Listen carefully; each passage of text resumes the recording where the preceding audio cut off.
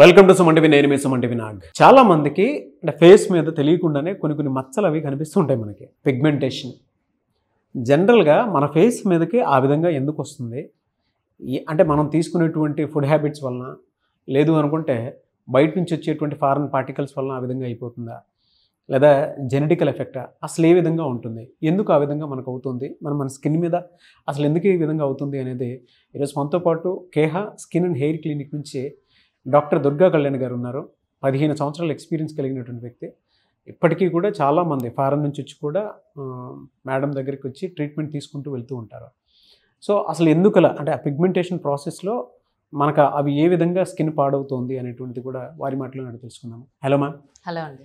చాలామందికి అన్నీ ఫేస్ చూస్తే తెలియకుండానే చిన్నప్పటి నుంచి బాగా పెరిగినటువంటి ఒక్కొక్క ఫేస్ కొంచెం నీట్గా బాగుంది కదా అనుకుంటే కొంచెం ఒక ఏజ్ వచ్చిన తర్వాత దాని మీద పిగ్మెంటేషన్ అవి వచ్చేస్తుంటాయి అన్నమాట. అంటే షేడ్స్ లాగా కనిపించేస్తుంటాయి. రీజన్ ఏంటి, ఎందుకు అలా అవుతుంది అసలు?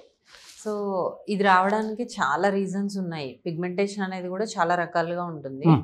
సో రావడానికి రీజన్స్ ఏంటి అంటే, ఇప్పుడు ప్రజెంట్ రీజన్స్ స్ట్రెస్, దానివల్ల వాళ్ళు డైట్ సరిగ్గా తీసుకోకపోవడము, ప్రాపర్ స్లీప్ లేకపోవడము. సో ఇవన్నీ రీజన్స్. మన లైఫ్ స్టైల్ ఒక రకంగా చెప్పాలి అంటే, న్యూట్రిషనల్ డెఫిషియన్సీస్, మనకి ఐరన్, B12, D3 ఈ డెఫిషియన్సీస్ ఉన్నా కూడా ఉంటాయి. అండ్ కొంతమందికి ఏమో జెనెటిక్, వాళ్ళ పేరెంట్స్ కొన్ని మచ్చలు ఉంటాయి, వీళ్ళకి కూడా అది వస్తూ ఉంటాయి. అండ్ సన్ ఎక్స్పోజర్, మనం సన్ స్క్రీన్ వాడండి అని ఎంత అవేర్నెస్ వీడియోస్ చేసినా కూడా వాడరు చాలామంది. సో దానివల్ల పిగ్మెంటేషన్ వస్తూ ఉంటుంది. దీంతోపాటు స్మోకింగ్, ఆల్కహాల్ ఉన్నవాళ్ళు, అండ్ లైఫ్ స్టైల్ సరిగ్గా లేని వాళ్ళు, వీళ్ళందరిలో కూడా థైరాయిడ్ ఉన్న వాళ్ళు, అండ్ కొన్ని హార్మోనల్ ఇష్యూస్, ఫీమేల్స్కి మెన్స్ట్రువల్ ఇష్యూస్ ఉన్న వాళ్ళకి మనం చూస్తూ ఉంటాం. కొన్ని డిఫరెంట్ టైప్స్ ఆఫ్ పిగ్మెంటేషన్ చూద్దాం. ఇది మెలాస్మా, మంగు మచ్చలు అంటారు. అంటే బటర్ఫ్లై ప్యాచ్ లాగా చీక్స్, నోస్ పైన ఉంటుంది, కొంతమందికి ఫోరెడ్ కూడా ఉంటుంది.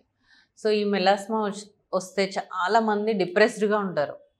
ఎందుకు అంటే అది వాళ్ళు ఎన్ని వాడినా తగ్గకపోవడం వల్ల వాళ్ళు ఏంటి ఇది తగ్గదు అనుకొని దాన్ని అలా వదిలేస్తారు. అది మొహం అంతా స్ప్రెడ్ అయిపోతూ ఉంటుంది. సో ఈ కేసెస్ చాలా వస్తూ ఉంటాయి. అండ్ ఇది ఫేషియల్ హైపర్మెలనోసిస్ అంటాం.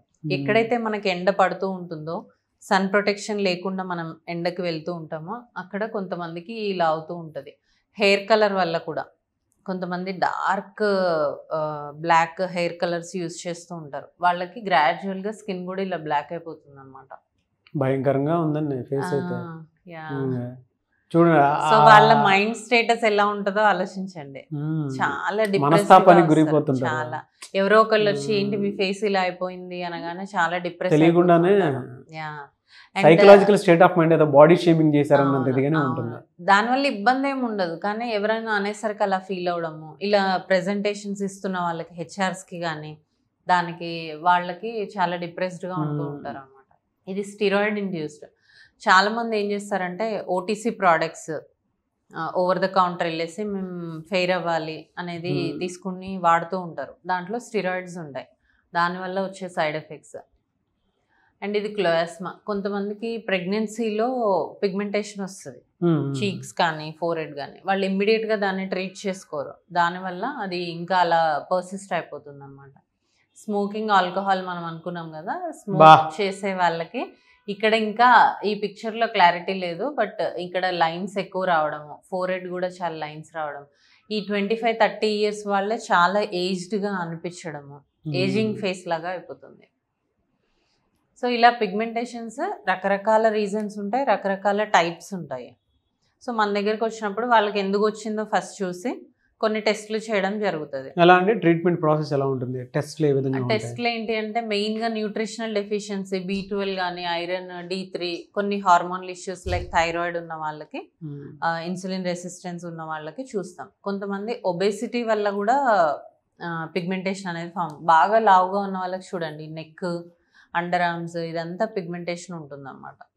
సో వాళ్ళకి ఫస్ట్ ఎందుకు వస్తుంది అనేది టెస్ట్ చేసి మనం ట్రీట్మెంట్కి వెళ్ళడం జరుగుతుంది. ఏం సజెస్ట్ చేస్తారు వాళ్ళకి? సో ఎవరైతే ఎర్లీ స్టేజెస్లో వచ్చారో, ఈ రీసెంట్గానే వాళ్ళకి పిగ్మెంటేషన్ అనేది వచ్చింది అంటే మనం ఓన్లీ క్రీమ్స్ ఇస్తాం, లైక్ సన్ స్క్రీన్ కానీ, కొన్ని kojic acid creams, niacinamide creams, ఇలాంటివి స్కిన్ కేర్ రొటీన్ అనేది వాళ్ళకి సెట్ చేయడం జరుగుతుంది. సో అలా సెట్ చేసిన తర్వాత కొన్ని రోజులు చూస్తాం ఇన్ కేస్ అప్పటికి కూడా వాళ్ళకి తగ్గలేదు అంటే మనం కొన్ని ట్రీట్మెంట్స్ చేయడం జరుగుతుంది. ఇక్కడ ఇంక్లూడ్ చేయలేదు, బట్ కొన్ని ఓరల్ మెడికేషన్స్, తర్వాత కెమికల్ పీల్ ట్రీట్మెంట్ అని ఉంటుంది. అదేం చేస్తుంది అంటే పైన ఏదైతే డెడ్ స్కిన్ ఉందో దాన్ని రిమూవ్ చేస్తుంది అనమాట. సో ఆ ట్రీట్మెంట్స్ కూడా తగ్గట్లేదు అన్నప్పుడు మనం కొన్ని లేజర్స్ చేయడం జరుగుతుంది. ఎండియాగ్ లేజర్ అనేది చాలా కొత్తగా వచ్చింది. దాంతో ఎలాంటి పిగ్మెంటేషన్ అయినా కూడా చాలా బాగా క్లియర్ అవుతూ ఉంటుంది. సో అది వీటితో తగ్గకపోతే ఆ ప్రొసీజర్ చేయడం జరుగుతుంది. ట్రీట్మెంట్ అఫోర్డబుల్ ఉంటుందండి వీటికి? ఎఫోర్డబులే ఉంటుంది. ఇప్పుడు సపోజ్ ఓన్లీ ఇలా స్టార్టింగ్ స్టేజ్లో వచ్చారనుకోండి, వీళ్ళకి ఓన్లీ క్రీమ్సే కదా. సో రెగ్యులర్గా యూస్ చేసుకోవడానికి ఒక డే క్రీమ్ ఒక నైట్ క్రీమ్ యూస్ చేస్తే సరిపోతుంది. ఆన్ యావరేజ్ ఎన్ని డేస్లో రిజల్ట్ చూడొచ్చు అంటారు మనం? డిపెండ్స్. ఇప్పుడు యూస్ చేసే వాళ్ళు ప్రాపర్గా యూస్ చేస్తున్నారంటే ఒక 2 to 3 monthsలో మనం రిజల్ట్ అనేది చూడొచ్చు. ఎలా అంటే ఈ ట్రీట్మెంట్ ప్రాసెస్ అదంతా ఎన్ని డేస్ ఉండే అవకాశం ఉంటుంది? ఇప్పుడు వాళ్ళు వచ్చిన తర్వాత వాళ్ళకి అండర్లైన్ కండిషన్స్ ఏదైనా, వాళ్ళకి సివియర్ థైరాయిడ్ ఉంది, అప్పటి వరకు తెలియదు, అప్పుడు ఫైండ్ అవుట్ చేస్తాం కదా మనము. సో ఫస్ట్ అది కరెక్ట్ చేసుకొని ఆ తర్వాత మనం పిగ్మెంటేషన్కి ట్రీట్మెంట్ ఇవ్వడం జరుగుతుంది. సో ఎవరైనా వస్తే ఫస్ట్ అది ఎందుకు వస్తుంది, ఎన్ని రోజుల నుంచి ఉంది, వాళ్ళు ప్రజెంట్గా యూజ్ చేసే మెడిసిన్ ఏంటి, వాళ్ళ లైఫ్ స్టైల్ ఏంటి, అవన్నీ చేంజ్ చేసి తర్వాత మాత్రమే ప్రొసీజర్స్కి వెళ్ళడం ఉంటుంది. ఎలా మ్యామ్ మిమ్మల్ని అప్రోచ్ అవ్వాలి అంటే ప్రాసెస్ ఏంటి? Kaya skin and hair clinic Srinagar కాలనీలో ఉంది. సో కింద డిస్ప్లే అవుతున్న నంబర్కి కాల్ చేసి అపాయింట్మెంట్ తీసుకోవచ్చు. ఆన్లైన్ ఉంటుంది, ఆఫ్లైన్ ఉంటుంది. దూరంగా ఉన్న వాళ్ళు first online treatment, online consultation తీసుకుంటే ఇన్ కేస్ ఏదైనా నీడ్ ఉంది అంటే వాళ్ళని క్లినిక్కి రమ్మని చెప్తాం. Anyways thank you so much ma'am. చూసారు కదా వీడియో. ఈ వీడియోపై మీ అభిప్రాయాన్ని కమెంట్ బాక్స్లో పోస్ట్ చేయండి. మీ స్కిన్ మీద తెలియకుండానే ఏదైనా సర్కిల్ లాగా లేదు ఒక పిగ్మెంట్ లాగా ఫామ్ అయింది అనుకున్నటువంటి వాళ్ళు, లేదా ఒక స్కిన్ ట్రీట్మెంట్ మంచిగా తీసుకుందాం, ఒక మంచి హెల్తీ స్కిన్ మెయింటైన్ చేయాలి అనుకునేటువంటి వాళ్ళు Kaya skin and hair clinic Srinagar కాలనీలో ఉంటుంది. డాక్టర్ దుర్గా కళ్యాణి గారు 15 సంవత్సరాల ఎక్స్పీరియన్స్ కలిగినటువంటి వ్యక్తి. మీరు ఎవరైనా సరే ట్రీట్మెంట్ కోసం ఎదురు చూస్తున్నటువంటి వాళ్ళు, లేదా మీ స్కిన్ హెల్తీగా ఉంచుకోవాలి అనుకున్నటువంటి వాళ్ళు స్క్రీన్ మీద కనిపిస్తున్న నెంబర్కి సంప్రదించండి. ఈ వీడియో లైక్ చేయండి, షేర్ మాత్రం తప్పకుండా చేయండి. ఇలాంటి మరిన్ని వీడియోస్ కోసం మా ఛానల్ ఫాలో అవ్వండి. Thank you.